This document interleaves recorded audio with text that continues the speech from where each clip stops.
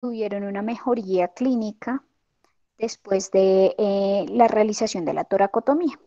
Hacia 1874, Schiff desarrolla el masaje cardíaco abierto y encuentran que a pesar de que el masaje cardíaco externo favorece los índices de mortalidad después de una RCP temprana, con el masaje cardíaco abierto tienen unos mejores resultados, por lo cual se implementa la toracotomía de resucitación en pacientes en paro cardiorrespiratorio clínico.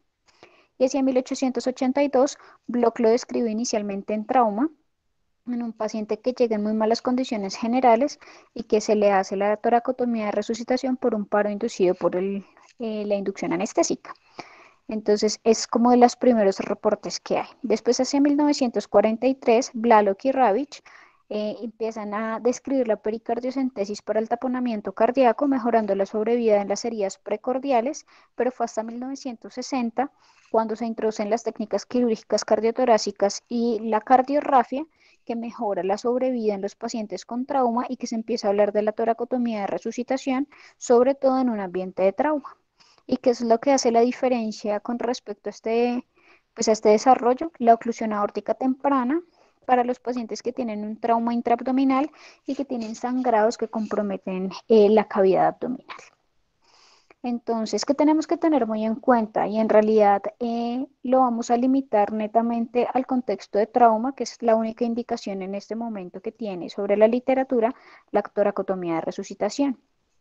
Esto ha venido modificándose porque los criterios de evolución en la UCI han mejorado y tenemos mejores sobrevidas después de los traumas en los pacientes que son llevados a unidades de cuidados intensivos tempranamente. Tenemos que tener en cuenta que los criterios iniciales se plantearon en los pacientes adultos y que dependiendo de esos criterios se migró a la población pediátrica, pero no tenemos una claridad sobre cuáles son los criterios en los niños. Tenemos que tener en cuenta que en los niños es diferente el seguimiento de la sobrevida intrahospitalaria y al alta que en los pacientes adultos, sobre todo porque las secuelas neurológicas en el paciente pediátrico van a ser muy importantes porque van a tener un impacto económico en la sobrevida que no medimos tan efectivamente en la población adulta. Entonces, todas estas características son las que van a variar el desarrollo de la toracotomía de resucitación en la población pediátrica. ¿Qué tenemos que tener en cuenta? Que la toracotomía inmediata o en el departamento de emergencias únicamente corresponde al 5% de los traumas, sobre todo en los pacientes con hemorragia masiva o con heridas generadoras de taponamiento cardíaco. Hasta el 85% de los pacientes van a requerir únicamente un tubo de toracostomía y una evaluación para el drenaje de los hemotórax. El 10 al 15% van a tener unas toracotomías diferidas en pacientes más estables. ¿Esto qué quiere decir? Que no podemos enfocarnos únicamente en la toracotomía de emergencias como una medida salvadora, sino que va a ser una medida limitada a esos 5% de pacientes que llegan en unas condiciones específicas en las cuales vamos a jugarnos el todo por el todo para procurar tener un desenlace favorable. Entonces, cuando vamos a buscar de ese 5% de los pacientes cuáles son los que se benefician, encontramos las definiciones que a pesar de que no son universales, sí tenemos que la más aceptada es la que describe Mattox en su libro de trauma, en la cual habla de una toracotomía en un paciente que llega in extremis en el departamento de emergencias. Y esto habla sobre todo de los centros de trauma de primer nivel estadounidense, en los cuales manejan estos pacientes de una manera inmediata al ingreso al servicio de urgencias. ¿Qué dicen ellos? Que son pacientes que llegan con signos de vida, pero no signos vitales. Son pacientes que a pesar de que no registran tensión arterial, tienen actividad eléctrica, que no debe tener pulso, un esfuerzo respiratorio o reactividad pupilar. Cuando hablamos de esos pacientes que tengan signos vitales, tenemos que tener muy en cuenta una diferenciación importante, sobre todo en la literatura. Son pacientes que pueden tener signos de vida en la escena o al ingreso y los pierden, pero son condiciones diferentes. Los pacientes que tienen signos vitales son pacientes que pueden ser llevados a una estabilización hemodinámica. Los pacientes con signos de vida son pacientes que no registran signos vitales al ingreso. ¿Y qué no incluye la toracotomía de emergencias? Una toracotomía urgente luego de que se haya producido horas de la lesión o un tratamiento en la unidad de cuidado intensivo y en pacientes que tengan deterioro fisiológico. Eso está excluido dentro de la definición y también sale dentro de las revisiones que vamos a ver más adelante. Entonces tenemos 6 objetivos muy claros que debe desarrollar esta toracotomía en los pacientes que llegan in extremis al departamento de urgencias. Lo primero va a ser liberar el taponamiento cardíaco, lo segundo va a ser el control de la hemorragia cardíaca y vamos a ver que con estas dos condiciones vamos a tener la mejor respuesta de los pacientes. Lo tercero es el control del sangrado intratorácico, la evacuación del embolismo aéreo masivo que también puede llegar a los pacientes a paro cardiorrespiratorio, el masaje cardíaco abierto y la oclusión temporal de la aorta descendente. Estos 6 objetivos deben cumplirse en ese orden para tratar de estabilizar esos pacientes y devolverlos a la circulación espontánea. Si no cumplimos estos objetivos, estamos haciendo otro tipo de toracotomía, pero no una toracotomía en el departamento de emergencias. Y entonces, ¿cuáles son los pasos quirúrgicos que tenemos que tener muy en cuenta para hacer este procedimiento? Lo primero va a ser una incisión. La incisión va a ser en la posición supina. El paciente no se debe llevar a una toracotomía posterolateral, sino que va a ser una toracotomía anterior, anterolateral izquierda. Vamos a tener la incisión desde la línea media external guiándonos por el quinto arco intercostal bajo el repliegue mamilar hacia la línea axilar. Esto hace que sea una incisión bajo el pectoral mayor y por debajo del pezón. La idea es guiarnos por los reparos anatómicos y siempre hacerla dirigida hacia la fosa axiliar. Cuando vemos que no nos da una exposición lo suficientemente adecuada, podemos hacer una extensión a clamshell, en la cual requiere esternotomía y toracotomía anterolateral contralateral, que nos permite esa extensión de clamshell, un acceso al instrumental muchísimo más amplio, con una visualización más favorable, sobre todo de los ápices y de las subclavias. Esta es la imagen de cómo se vería una toracotomía en la cual ya se ha viscerado completamente el pulmón y se ve el corazón en la parte exterior. Como vemos, tenemos que tener unos tips quirúrgicos bien importantes que les traigo acá.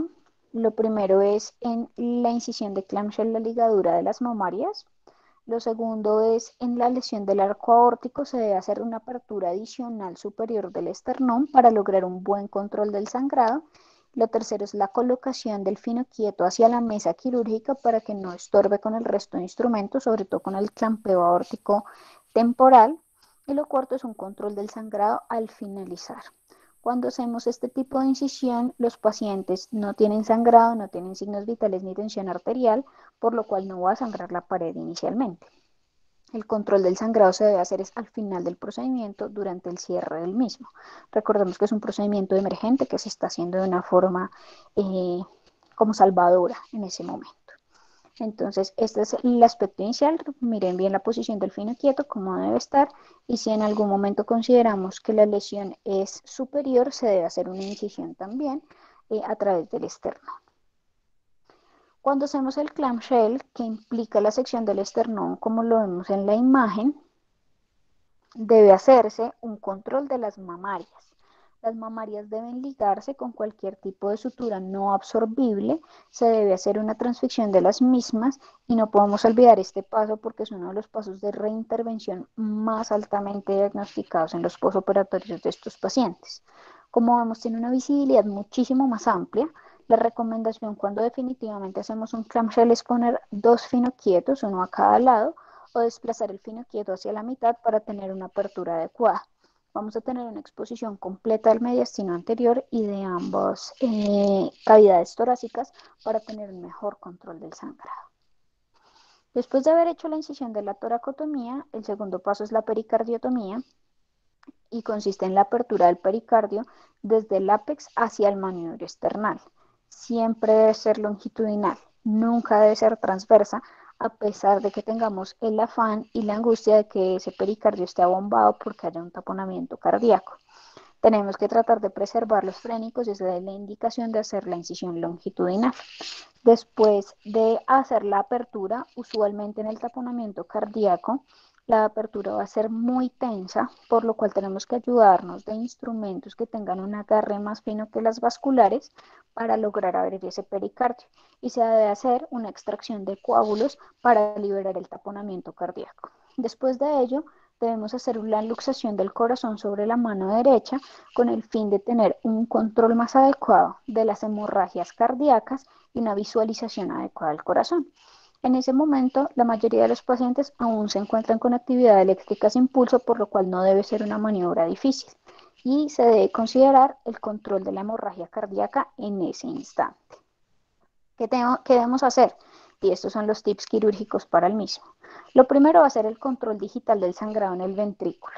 El ventrículo siempre va a tener unas heridas que en la medida en la que sean puntiformes pueden ser controladas únicamente con la compresión digital para disminuir el taponamiento y el sangrado y de hacer en el mismo momento el inicio del masaje cardíaco abierto. Las heridas que tengamos del ventrículo derecho, tengamos muy en cuenta que la localización anatómica por la fisiología y por las características histológicas de cada uno de los ventrículos van a ser diferentes, por lo cual lo que se recomienda es el uso de pledgets en el ventrículo derecho. El ventrículo izquierdo, por tener una masa muscular más profunda, pocas veces tiene una transección completa y el sangrado se puede limitar incluso con parches hemostáticos. Sin embargo, el ventrículo derecho tiene unas paredes muchísimo más delgadas, con mayor capacitancia, por lo cual el sangrado es más alto y va a requerir de herramientas adicionales. Si pasamos la sutura únicamente para anudar sobre la superficie cardíaca, tenemos más riesgo de desgarrarlo, por lo cual se recomiendan pledgets. Si no tenemos PTFE, la indicación siempre van a ser pledgets de pericardio o de pleura. Los biológicos se comportan de una manera muy adecuada. Cuando estamos pasando estos puntos, tenemos que tener muy en cuenta la posición de las coronarias, sobre todo en las heridas ventriculares, porque esto va a tener un compromiso adicional de la perfusión cardíaca si atravesamos la coronaria. Por lo cual, si tenemos lesiones cercanas a estas arterias, la recomendación es pasar puntos longitudinales en vez de transversos para disminuir el riesgo de lesión. Y en las heridas que son de la cara posterior del corazón, que son de muy complejo manejo, se debe realizar oclusión de ambas cavas para disminuir el sangrado e intentar hacer el control hemostático en ese momento.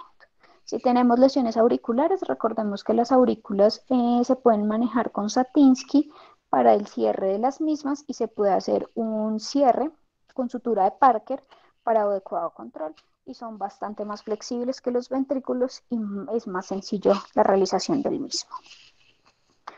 El tercer paso de la toracotomía reanimación consiste en el soporte vital avanzado intraquirúrgico. ¿Cómo lo manejamos? Con el masaje cardíaco y la desfibrilación temprana.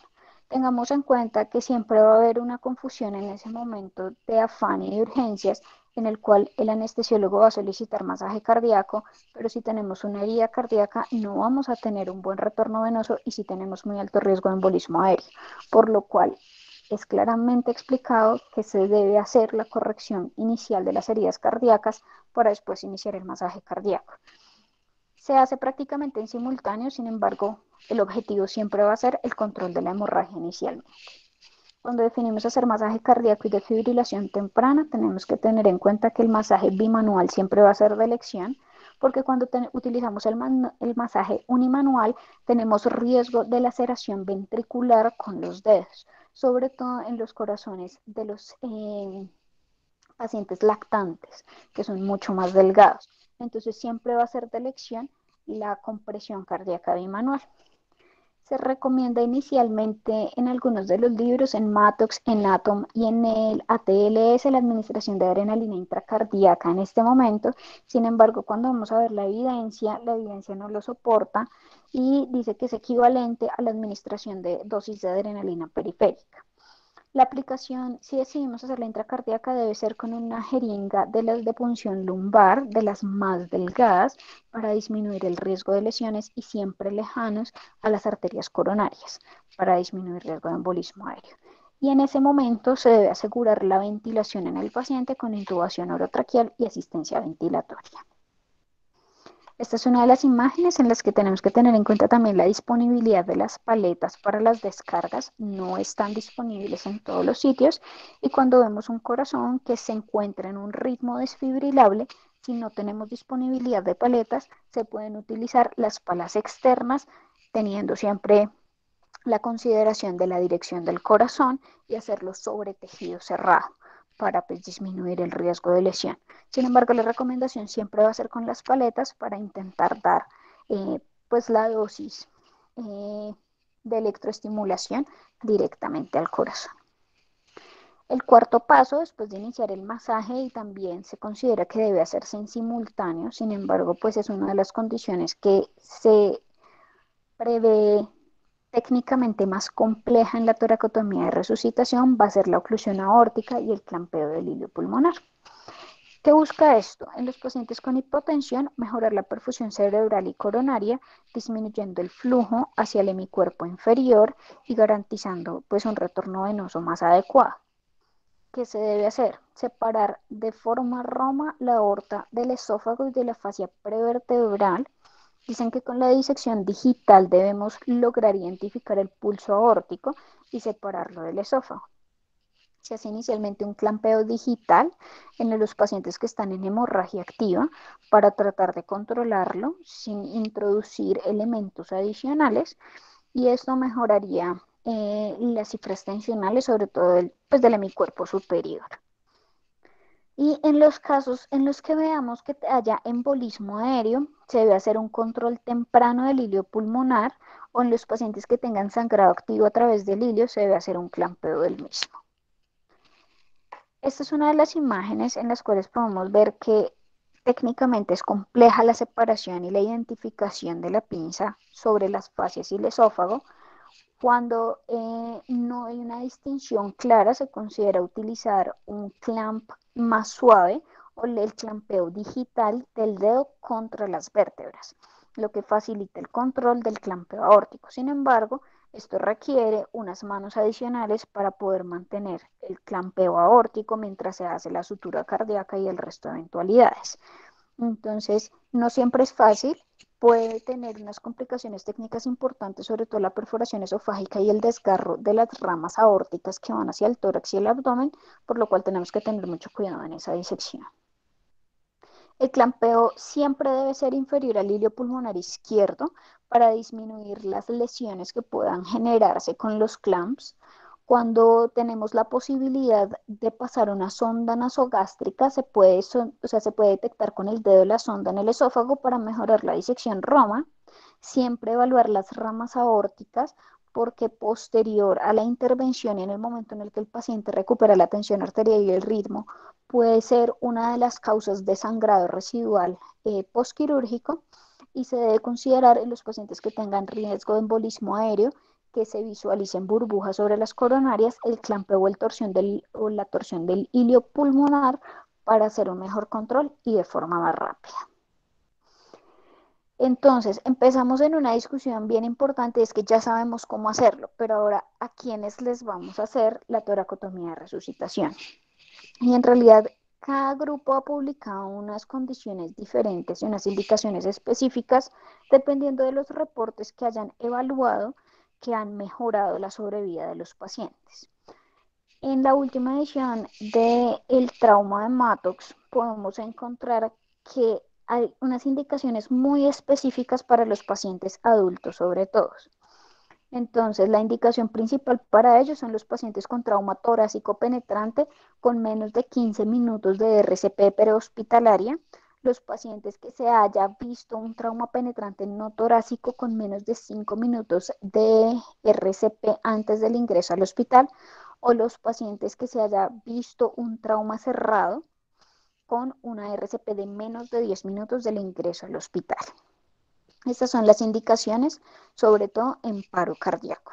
Los pacientes que tengan una persistencia severa de hipotensión pueden ser los pacientes que tengan taponamiento cardíaco y que tengan pérdida de signos vitales en el hospital o en la transición de emergencias al quirófano, los pacientes con hemorragia intratorácica o intraabdominal activa, que tengan compromiso de las extremidades o cervicales, que generen esa hipotensión por una hemorragia masiva, los pacientes con embolismo aéreo, con sospecha de embolismo aéreo.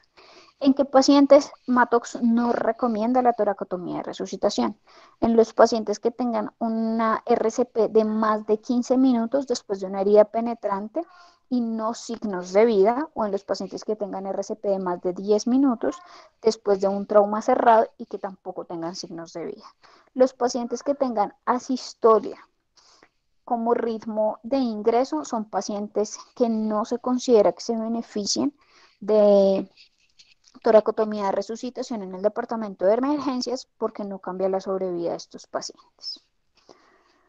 Cuando publican esto, ahí se basan sobre todo en los criterios en los que se habló de la toracotomía del departamento de emergencias en el 2006 y Mattox encuentra que después de esta publicación del 2006 se han venido recuperando varios datos en diferentes revistas de trauma en las que mejoran la sobrevida estas condiciones. Por eso es que hacen la indicación clara de estas características. Y en el 2015 se publican unos criterios específicos para la toracotomía de emergencias en un consenso de expertos en el cual buscan cuáles son los pacientes que se recomiendan inicialmente para la toracotomía de emergencias.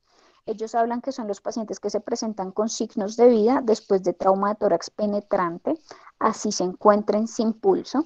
Los pacientes que no tengan signos de vida en el departamento de urgencias lo recomiendan condicionalmente dependiendo de la capacidad de resucitar, o sea, de la capacidad hospitalaria. Sin embargo, se ha demostrado que los pacientes que no tienen signos de vida que se llevan a toracotomía de emergencias aumentan los costos y no disminuye la mortalidad de estos pacientes.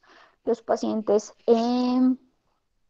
que son llevados también con trauma cerrado, son pacientes que en realidad no tienen una recomendación fuerte y los pacientes que tienen lesiones penetrantes extratorácicas con o sin signos de vida tampoco van a tener una evolución favorable. Con todo esto, entonces se publica este algoritmo en el cual tenemos que tener en cuenta cuáles son las características específicas de los pacientes.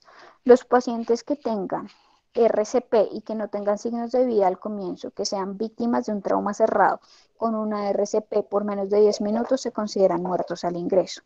Los pacientes que estén llevados a RCP no tengan signos de vida y sean víctimas de un trauma penetrante en torso, se considera que se puede considerar hasta 15 minutos de reanimación. Si sobrepasan los 15 minutos de reanimación cardiopulmonar, se consideran muertos al ingreso y en los pacientes con trauma penetrante que no sean el torso, que se lleven a RCP por menos de 5 minutos, son candidatos a toracotomía de emergencias y si no, se consideran pacientes fallecidos. Los pacientes que definitivamente se llevan a toracotomía de emergencias tenemos que tener en cuenta si tenemos ritmo cardíaco en ese momento. Si no lo tenemos, tenemos que considerar si están taponados. Si los pacientes no están taponados, no tienen ritmo cardíaco, en ese momento se suspende el procedimiento y se considera paciente fallecido. Si el paciente está taponado, se debe hacer el reparo del corazón. Si se tiene una hemorragia torácica, se debe hacer el control. Embolismo aéreo, se debe hacer el clampeo del hilo pulmonar o hemorragia extratorácica, el clampeo aórtico. Si con todo eso la presión mejora, se debe llevar el paciente al quirófano para un procedimiento adicional. Si con todo esto el paciente no mejora, se considera fallecido y se suspende el resto del procedimiento. Cuando hablamos ya de la toracotomía en el departamento de emergencias en niños, tenemos que tener en cuenta que los reportes han sido muy de la mano de la patología de los adultos, sobre todo entre las edades de los 14 a los 18 años, pero también tenemos que tener en cuenta que, como vemos en la tabla, la variabilidad de sobrevida es muy alta. Tenemos unos reportes inicialmente de Baltimore en los cuales no hay sobrevida, pero solamente ingresan 2 pacientes, hasta unos reportes con una sobrevida del 30% de Mobile, en el cuales tenemos una sobrevida de 3 de 10 pacientes. Diferente todo esto con trauma penetrante, diferente al trauma cerrado en el cual vemos que la mortalidad es casi del 100%, incluyendo un buen número de pacientes con una sobrevida nula. Y entonces ya para hablar en materia solamente en el departamento de pediatría, cuando hablamos de la toracotomía de emergencia racional en niños. Este es de los primeros estudios que publicaron, este es de 1993. Busca también unos estudios del 86 y el 89 y los reúne dentro de estas características. Ellos hacen un análisis en el Centro de Trauma de California, en los cuales incluyen las fechas desde 1986 hasta 1991 e incluyen únicamente 23 pacientes. Esto corresponde al 0.75% de los pacientes con trauma en el Departamento de Urgencias de California. Los dividen en dos grupos. El grupo 1 son los pacientes que no tienen actividad eléctrica en la cena y el grupo 2 son los pacientes que tienen actividad eléctrica en la cena. Encuentra que tienen una sobrevida del 4.4%, únicamente sobrevivió un paciente de 17 años, con una mortalidad muy temprana en el grupo 1 y no reportan sobrevida en pacientes con trauma cerrado. ¿Qué concluyen ellos? Que está indicado en trauma de tórax penetrante, que está completamente contraindicado en trauma cerrado y que se deben evaluar los tiempos de la actividad eléctrica sin pulso. Ellos tienen una edad media de 8.5 años, varían de 1.5 hasta 18, con un modelo de trauma más frecuentemente, como el trauma cerrado, 15 pacientes, y un trauma cerrado de vehículo automotor contra peatón de 7 pacientes y contra pasajero de 6 pacientes, un trauma por aplastamiento en 2 pacientes y trauma penetrante en 8 pacientes. Ellos que encuentran que en realidad hubo un impacto diferente en los pacientes que se trasladaron en helicóptero versus los pacientes que se trasladaron por tierra, pero que cuando hacen las regresiones y los análisis encuentran que únicamente la diferencia se basó en el paciente que tuvo ritmo presente en el momento de la atención inicial, que fue el único paciente que sobrevivió. Este se publica en el 2015, es una revisión de casos con una revisión sistemática en el Centro de Trauma Ryder inicialmente. Incluyen pacientes desde 1991 hasta el 2012, reportan 252 pacientes llevados a toracotomía de emergencias.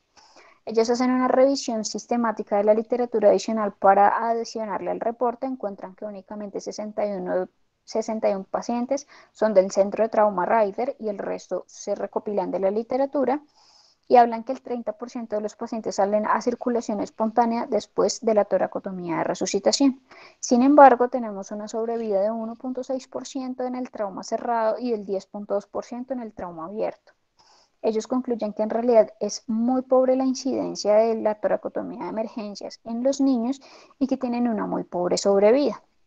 Encuentran que en realidad de los 252 casos, únicamente 15 vivieron, 2 pacientes de trauma cerrado de los 124 que ingresaron y 13 de los 128 que ingresaron por el trauma penetrante.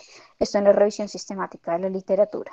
Y encuentran que en realidad los pacientes que sobrevivieron son más los pacientes que tienen lesiones en el cuello y el pecho y en la pelvis.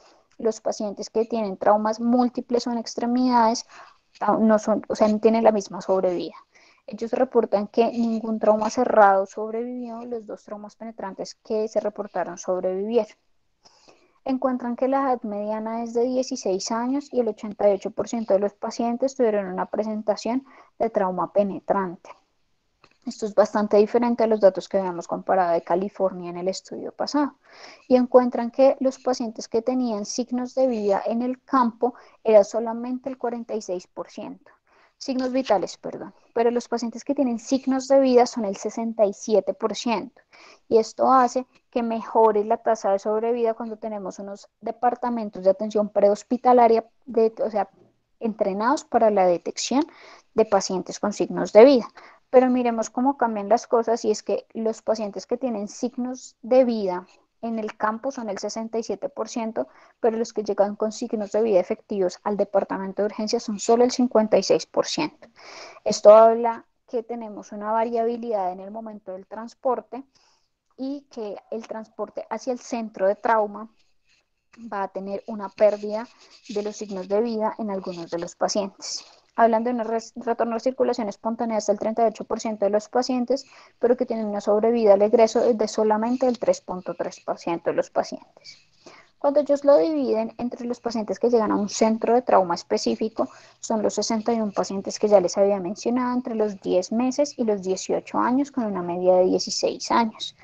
Ellos encuentran que la mayoría de los pacientes que ingresan al centro de trauma son por trauma penetrante y que los pacientes que sobrevivieron estuvieron únicamente en el grupo en el que tuvieron signos de vida positivos y signos vitales positivos al ingreso. De esos 54 pacientes, solo 11 pacientes tenían esas características y solo 9 pacientes de esos 11 volvieron a recirculación espontánea. 6 pacientes fallecieron en el quirófano y solamente 2 sobrevivieron. En el resto de las ramas, los pacientes que no tenían signos vitales al ingreso ni signos de vida al ingreso, fallecieron todos y los pacientes con trauma cerrado, todos también fallecieron en el momento de la toracotomía. Cuando se hace la revisión sistemática de la literatura, encuentran esos 252 casos y encuentran que a pesar de que tienen una variabilidad más hacia el trauma cerrado, la sobrevida es bastante baja, el retorno de circulación espontánea, aunque es muy parecido entre el 39 y el 39%, la sobrevida va a ser definitivamente más alta en los pacientes que tienen trauma penetrante. Y eso concluyen que en realidad la indicación de la toracotomía en el departamento de emergencias va a ser sobre todo para el trauma abierto. En el 2015 se publica este estudio también en Illinois. Incluyen pacientes del 99 al 2009. Solamente se presentaron 25 pacientes en los registros de trauma del estado. Encuentran que el 17% de los pacientes tienen signos de vida al ingreso y que el 24% de sus pacientes tienen una sobrevida al final de cirugía. Sin embargo, de ese 24%, solo 8% de los pacientes tienen sobrevida al alta, por lo cual continúan indicándolo en trauma penetrante, pero es una presentación muy poco frecuente para el paciente pediátrico. Ellos encuentran que solo 2 pacientes sobrevivieron. El resto, a pesar de que llegaron con signos de vida, la mayoría tuvieron lesiones significativas que impidieron el buen desenlace de los mismos. Los pacientes que sobrevivieron tenían entre 13 y 14 años, uno 13 y los otros 14 años, y tenemos una variabilidad en la presentación de la escena, en la que también ellos incluyen no solo el mecanismo, sino el sitio de desplazamiento, también para mejorar las condiciones. Ellos encuentran que en realidad los pacientes que sobrevivieron, uno de los pacientes tenía signos vitales al ingreso, el otro tenía solamente signos de vida, pero el paciente que tenía signos de vida tenía una herida cardíaca penetrante, lo que le da mejor pronóstico a esos pacientes que son llevados a toracotomía de resucitación. En el 2016, en el Journal of Pediatric Surgery, se habla de la revisión que habíamos visto en el artículo que habían traído la vez pasada, en los cuales hacen un análisis en los 40 años de revisión, hacen otro registro en el trauma y encuentran que hay un reporte de 1974 al 2014 de 179 pacientes. Ellos hacen la comparación no solamente de los pacientes pediátricos, sino de los pacientes adultos y encuentran que la sobrevida del paciente pediátrico es de solo el 3.4% versus el 6.1% de los adultos. Ellos que hablan que en realidad los pacientes pediátricos son más susceptibles al trauma cerrado y que el trauma cerrado tiene una clara contraindicación para la toracotomía de resucitación.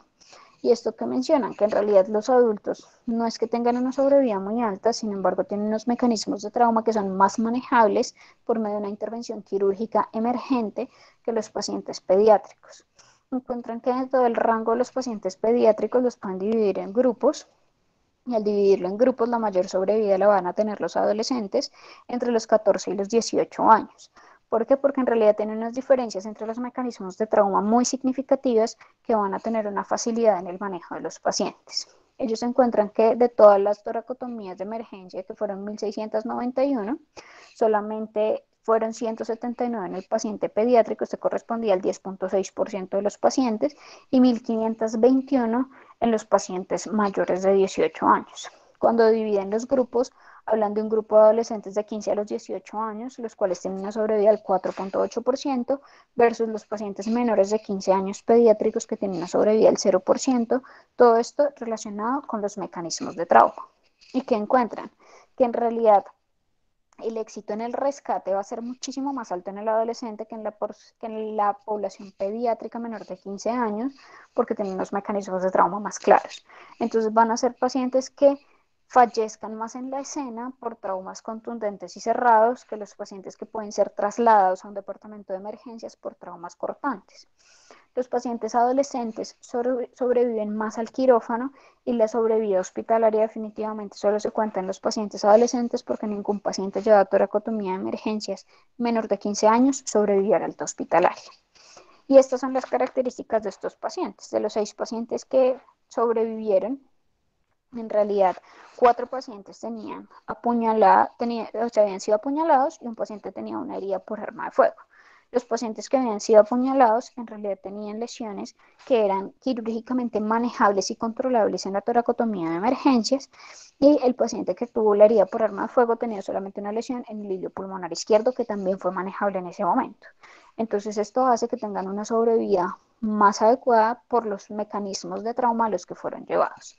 Incluyeron un paciente de 18 años que sobrevivió por un accidente automovilístico, en los cuales tenía unas condiciones adicionales neurológicas, pero que tenía un hemotórax masivo izquierdo, y esto le permitió pues la evacuación del hemotórax, la reposición de la volemia, y la conclusión pues es que los mecanismos van a ser los directamente implicados en la sobrevida de los pacientes.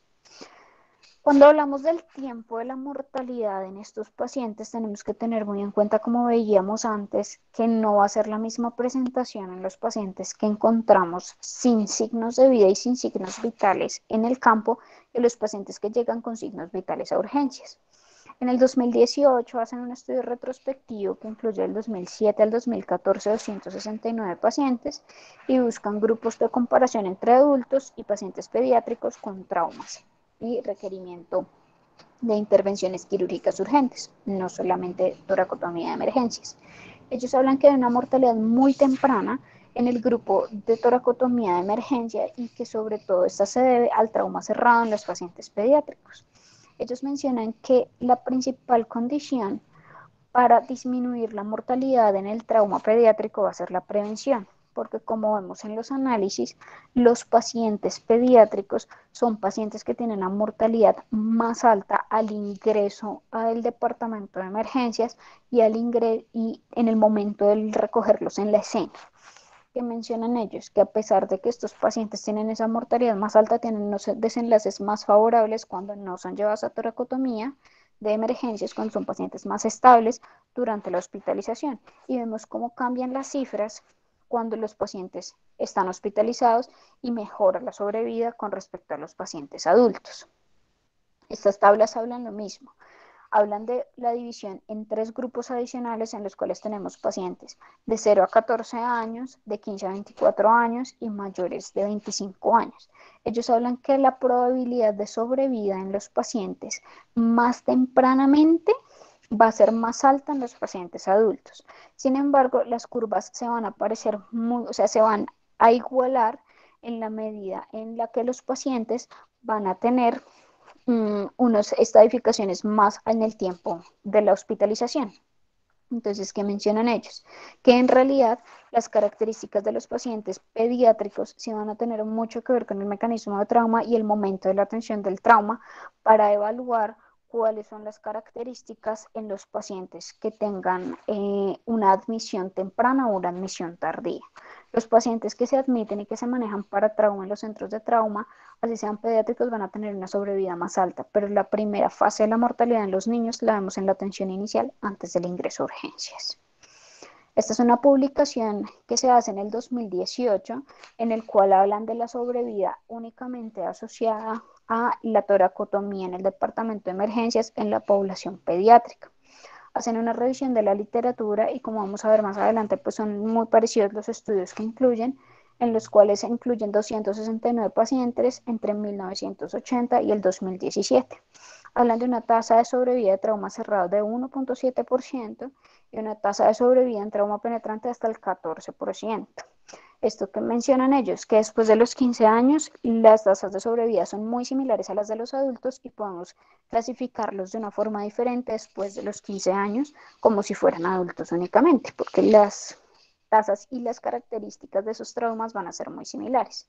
Sin embargo, ¿qué concluyen ellos? Que antes de los 15 años lo más frecuente va a ser el trauma cerrado y la toracotomía de emergencias va a tener una tasa de sobrevida muy mala en los pacientes con trauma cerrado. Que mencionan ellos, y aquí están todos los estudios, como vemos son muchos de los estudios que se repiten pues cuando se hacen las revisiones sistemáticas de la literatura y encuentran que en el trauma cerrado solamente 2 pacientes de 121 sobrevivieron, mientras que cuando hablamos de trauma penetrante encontramos que 20 pacientes de los 148 que incluyeron sobrevivieron con una tasa de sobrevida del 14%. Y esto que menciona que en realidad la indicación no va a ser únicamente por la edad, sino por el mecanismo de trauma, lo que favorece definitivamente la realización de una toracotomía de emergencias. Y entonces ya para concluir, en realidad la toracotomía de resucitación es algo muy poco frecuente en la edad pediátrica, está reservado para los pacientes que llegan in extremis y en realidad los pacientes que llegan in extremis en la edad pediátrica son muy pocos, porque los pacientes que tienen lesiones severas, usualmente por trauma cerrado, fallecen en la escena. Es un procedimiento que, a pesar de que está estandarizado en adultos, tiene una falta de unidad de criterios para la indicación de las mismas. Y al comienzo se hacía en todo paciente que llegara sin signos de vida y sin signos vitales al departamento de emergencias para declararlo fallecido.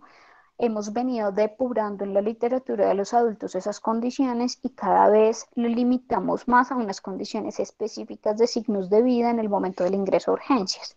Sin embargo, tenemos que tener muy en cuenta que no solamente no ha aumentado la sobrevida en el paciente pediátrico, sino que también ha aumentado los costos a nivel hospitalario y hay varias publicaciones que hablan de los costos en la atención de los pacientes adultos y no tenemos ningún reporte de la literatura que nos incluya los resultados neurológicos de este tipo de pacientes.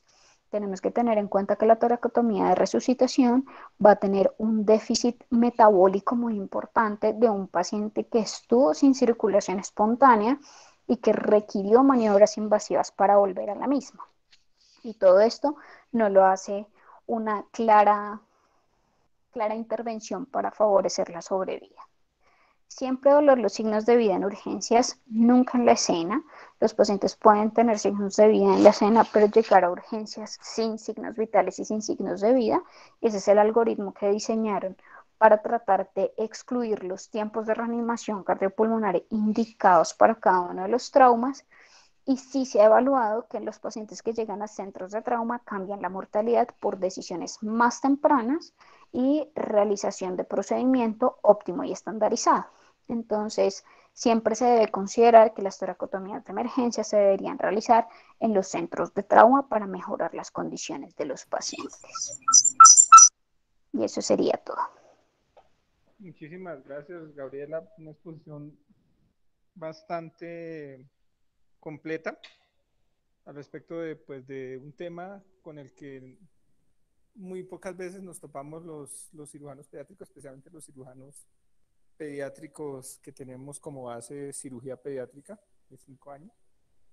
Y pues sirve como para reafirmar muchos conceptos. Tenemos hoy, no sé si hay alguna pregunta del panel para la expositora. Tenemos hoy el gusto de tener al doctor Aldo Santiago. El doctor Aldo Santiago es cirujano pediátrico oncológico. Él ha venido trabajando como profundización en tumores de reja costal y de pared torácica y en algunos abordajes que no son comunes para este tipo de tumores y para en general para patologías oncológicas. Pues él ha pedido que pues, quisiera compartirnos algo de su experiencia y pues tiene la palabra, doctor Aldo Santiago.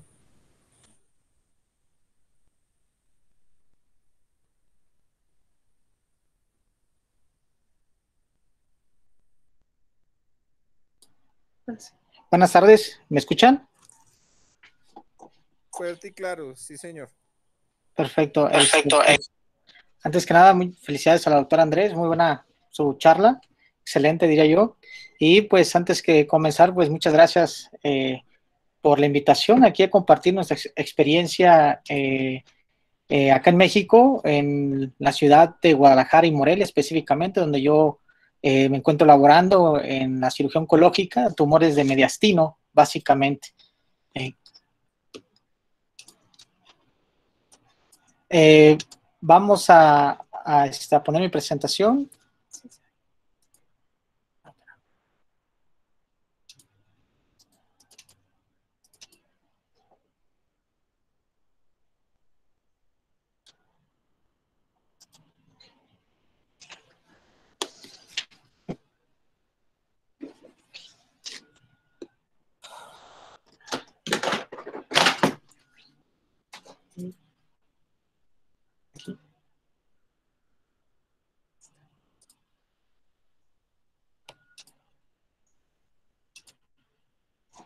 ¿Sí se observa?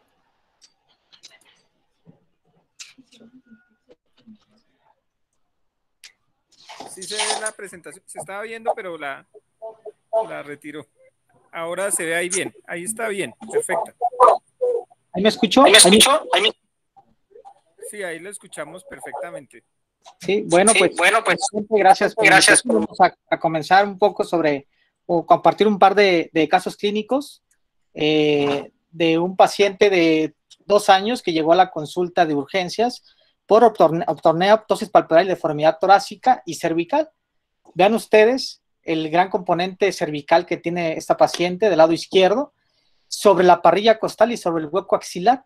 Pero me llamaba mucho la atención la ptosis palpebral y me llamaba la atención la apnea que tenía, el estridor que presentaba durante el sueño, así lo referido por la mamá. Inmediatamente ahí me la llevo una placa de tórax, solicito, y vean ustedes el componente intratorácico, componente extratorácico, y me llama mucho la atención el desplazamiento de la columna aérea traqueal y los bronquios principales.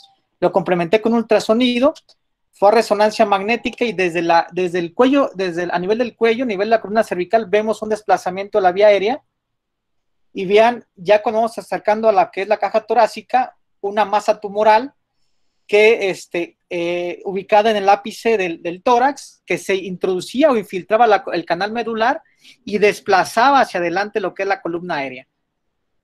Ven ustedes, un corte más abajo, el gran desplazamiento, la separación del cuerpo vertebral de la tráquea y el colapso de esta. Al siguiente día la paciente sufre deterioro respiratorio, lo llevo previamente a resonancia magnética y ven la masa tumoral con 3 componentes, un componente torácico, componente cervical y un componente intramedular. Inmediatamente se planea la cirugía y se decide por un abordaje tipo trapdoor, el cual consiste, vean ustedes, en el corte sagital, el componente mediastinal posterior, el componente medular, y en la coronal, pues los 3 componentes, y la especie de reloj de anillo de arena aquí. Hicimos una biopsia para ver si iba este paciente primero en adyuvancia, la cual reportó lipoblastoma y pues una lesión benigna, la cual no podía ir a citorreducción, por lo cual optamos por programar su cirugía en los próximos días, ¿no?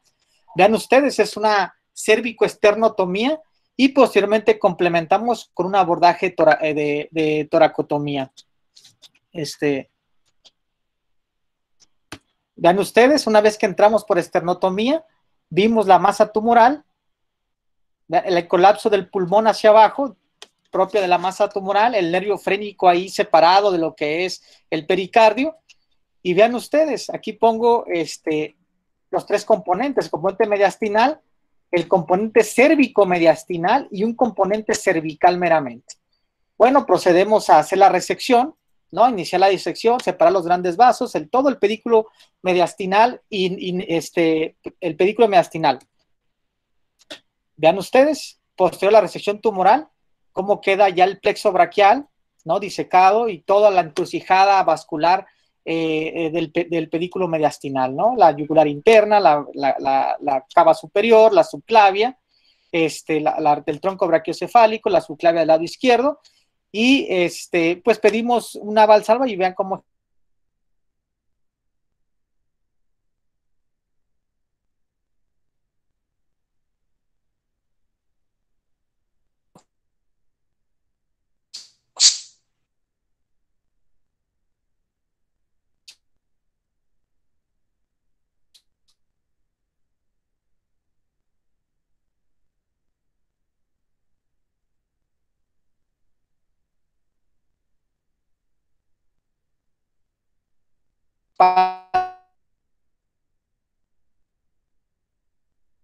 del tumor nuevamente ocupar el extremidad superior, asimetría torácica, vean ustedes, más elevado el hemitórax derecho, en las fotos laterales, ortopnea y lipotimia. Esto fue lo que más nos debe llamar la atención ante una masa cérvico-mediastinal.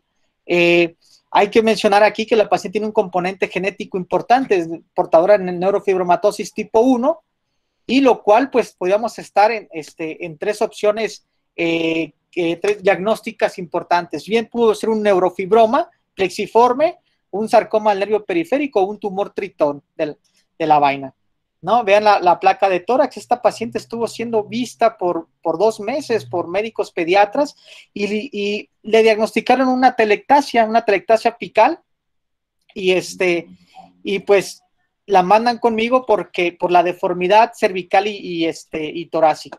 La tomografía simple inicialmente, vean el colapso de la vía respiratoria que justifica la ortopnea, y en la sagital, esta es la inicial, tomografía simple. Solicitamos una nueva tomografía contrastada para la evaluación de la vía aérea y para la evaluación vascular. Vean ustedes el desplazamiento cervical, el colapso de la tráquea, más abajo, más inferior, hacia centrada al tórax. Vean en todo su trayecto, y en este inferior hasta el bronquio principal derecho también comprimido, ¿no? En los siguientes cortes vean ustedes toda la encrucijada vascular, todo el pedículo vascular donde comprimía la vena cava superior, el tronco, la carótida primitiva derecha, que lo cual podía justificar el porqué de las lipotimias de la paciente. Presentó 3. La resonancia magnética para evaluar el compromiso medular y vertebral. Vean ustedes cómo se adosa lo que es, pero ya en los cortes sagitales cómo se mete entre los agujeros transversos y de conjunción de la columna. La paciente aún no tenía dolor, no tenía datos de parestesias o compromiso medular, pero se plantea el manejo quirúrgico en conjunto con neurocirugía.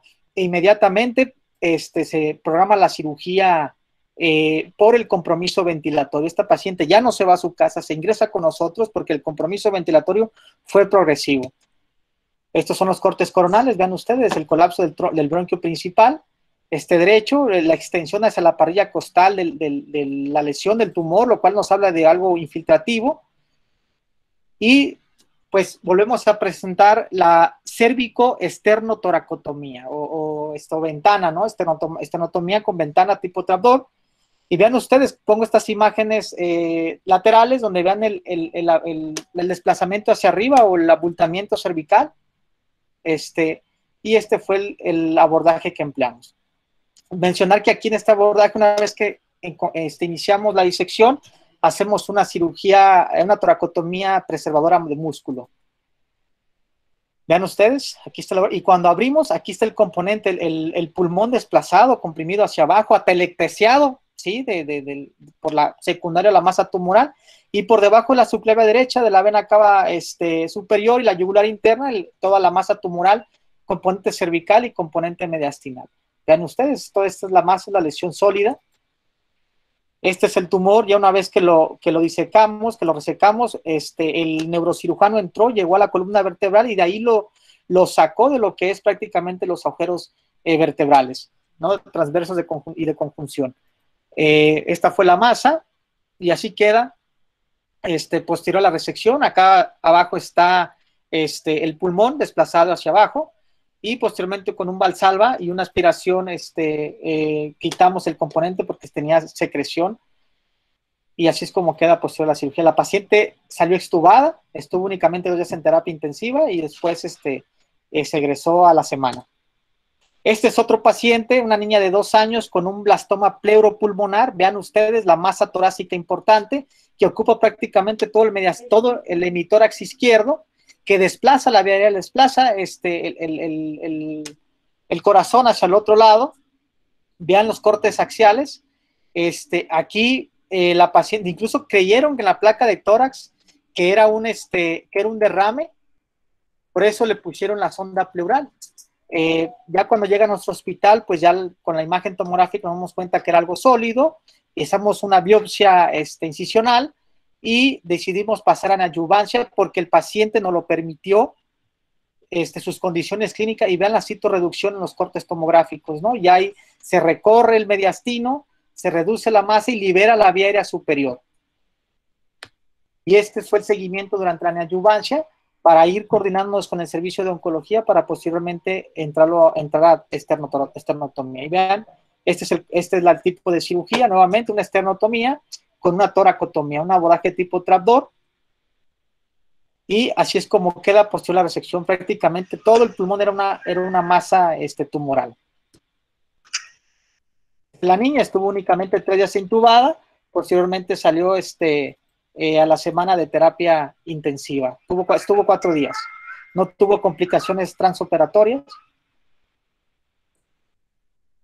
Y este es otro caso clínico de una paciente de 12 años de edad que llegó con cuadriplegia. Ella sí, llegó con lesión medular y tuvo que entrar a descompresión medular de urgencia.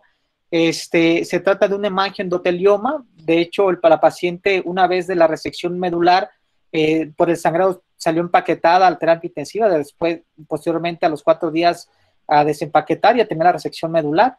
Aquí estuvo manejado con sirolimus, con interferón y esteroide. Posteriormente, 4 meses después, tengo que entrar al mediastino posterior ahí a nivel paravertebral, en la encrucijada, en la entrada del tórax, para exponerle a los neurocirujanos la resección y el retiro del cuerpo vertebral a esa altura, aproximadamente en T5 y T6.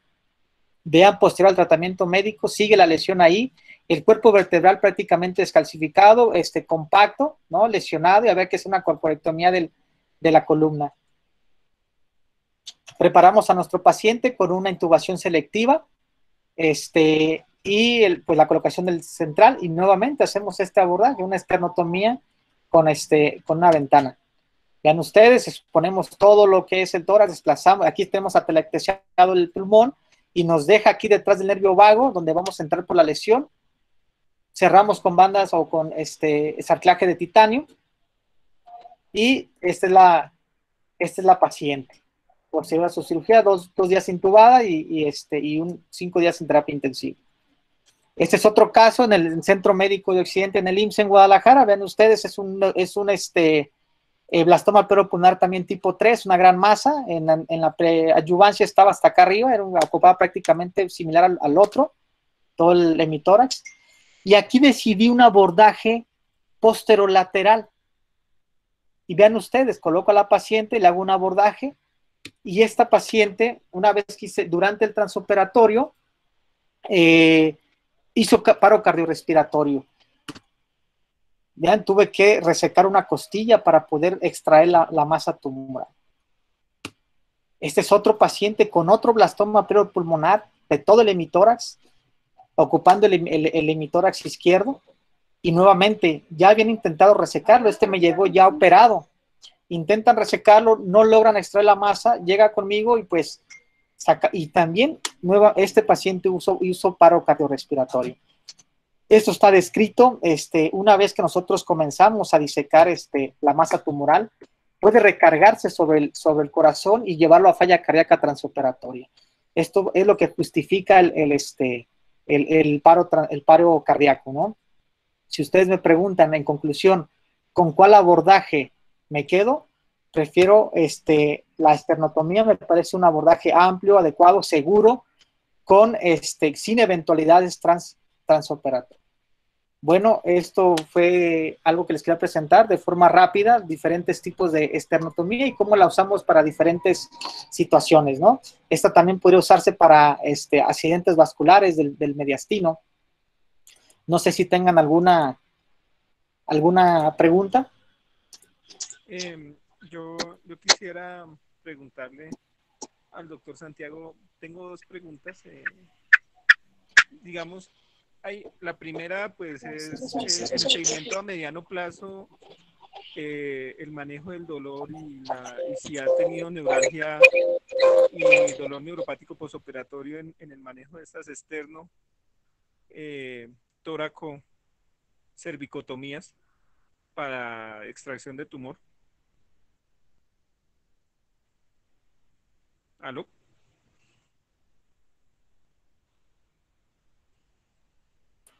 ¿Sí me oye?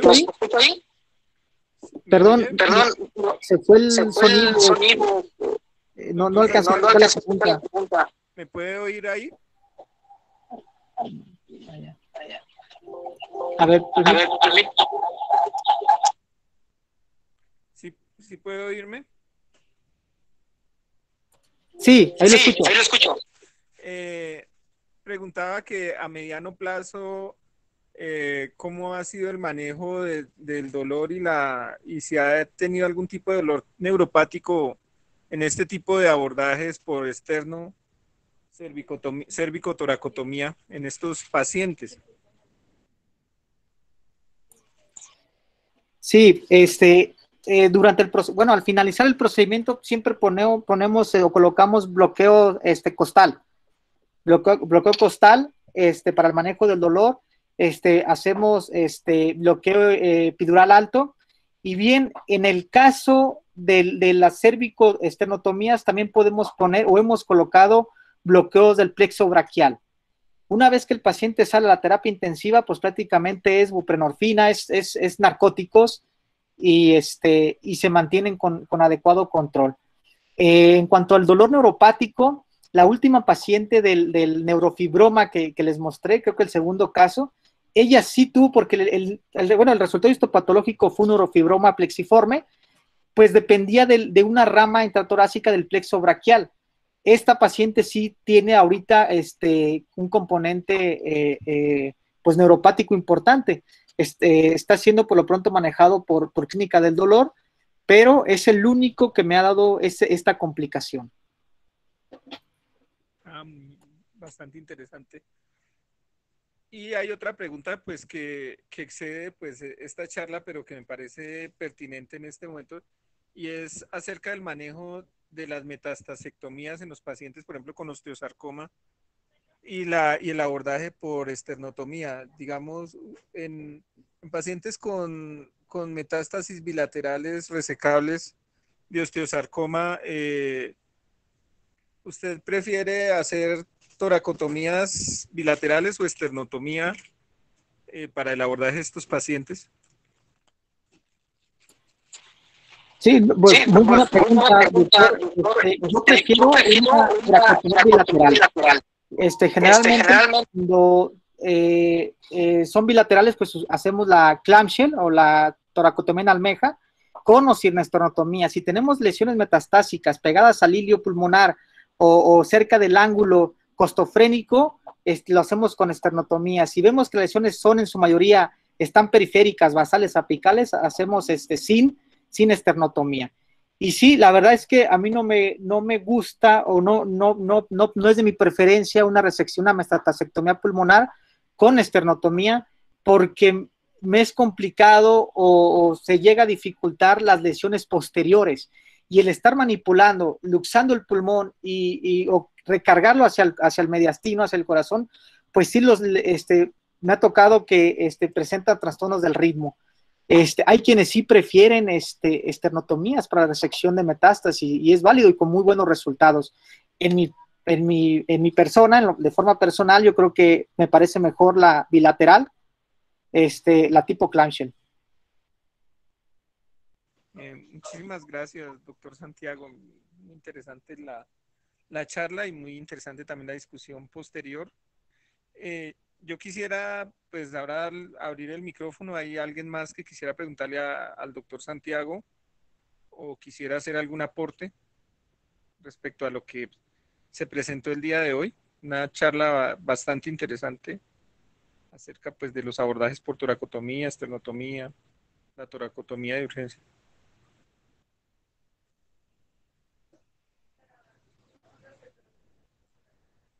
Bueno, realmente, pues, tengo que decir que es una de las charlas que mejor nos han salido. Quisiera felicitar a Gabriela y al doctor Santiago por sus aportes. Esta charla pues queda grabada en nuestro canal de YouTube para quien quiera pues volverla a revisar en algún momento cuando tengan algún paciente para esto. Doctor Santiago, pues queda cordialmente invitado cuando quiera